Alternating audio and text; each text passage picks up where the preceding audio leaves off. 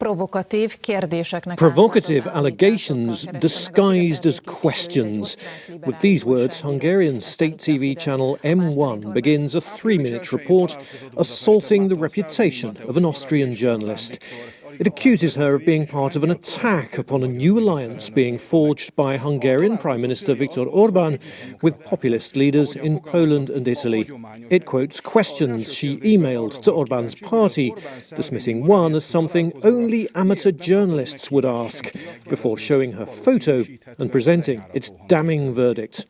Franciska Cinderle ugyanis régóta ír az úgynevezett európai jobboldali veszélyről, a nemzeti érzelmű politikusok jelentette fenyegetésről. Számos bíráló cikket írt már különböző lapokban és portálokon Orbán Viktor miniszterelnökről. Speaking to RFERL, Cinderle notes that the report was broadcast before her article was even published. And this was something that was even a surprise, I'd say, for colleagues of mine in Hungary, that just asking questions is a threat, let's say, to the party, and the person who phrases them getting attacked on national TV. In Vienna, the broadcast caused outrage and prompted an official protest from Foreign Minister Alexander Schallenberg. But M1 followed up with a series of further reports, also attacking Hungarian media that backed Cinderle.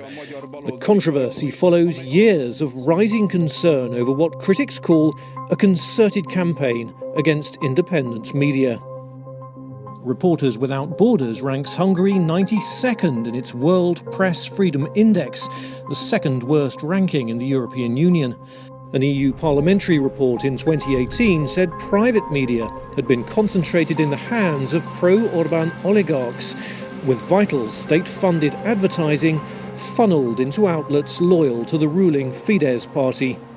In March this year, lawmakers debated a European Commission demand for new powers to protect media freedoms in Hungary, Poland and Slovenia.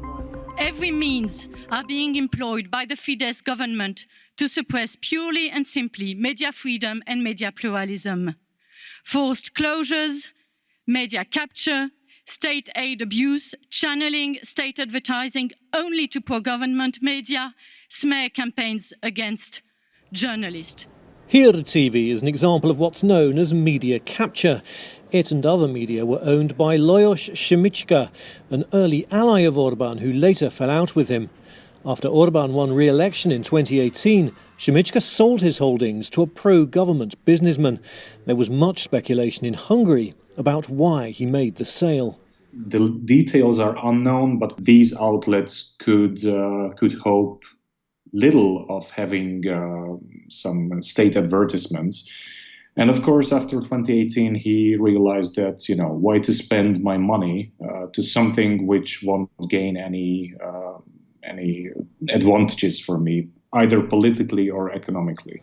Here TV is now part of a pro-government media conglomerate with several TV stations and nearly 500 publications.